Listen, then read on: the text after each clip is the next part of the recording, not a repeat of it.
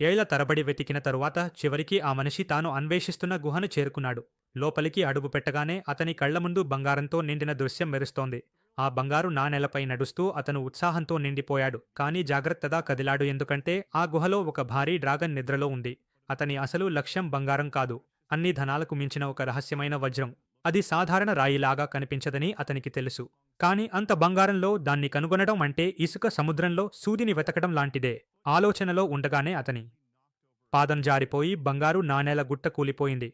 ఆ గుట్టలోనే డ్రాగన్ నిద్రపోతుండటంతో అతను భయంతో ఒక రాయి స్తంభం వెనుక దాక్కున్నాడు. డ్రాగన్ లేస్తే తనకు ప్రాణం దక్కదని తెలుసు. భయంతో తల బయటికి పెట్టి చూడగా డ్రాగన్ తోక కదిలింది.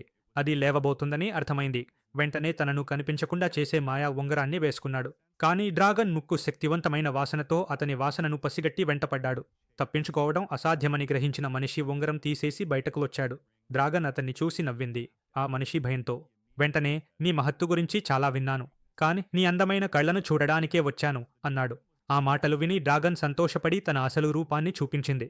నిజానికి ఆ డ్రాగన్ తన ఈ విస్తారమైన సంపదను చూసుకునే ఒక నమ్మదగిన మనిషిని వెతుకుతోంది. ఆ సమయంలో మనిషి తాను వెతుకుతున్న వజ్రాన్ని చూశాడు. నెమ్మదిగా దాని వైపు కదిలాడు, డ్రాగన్ను పొగుడుతూ.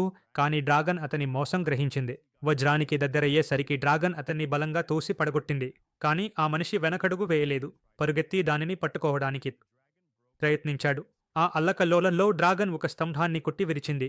ఆ శబ్దం విని బయట ఉన్న అతని తోడబుట్టిన వారు డ్రాగన్ మేల్కొన్నట్లు గ్రహించి వెంటనే జాక్ను లోపలికి పంపారు అతన్ని రక్షించడానికి.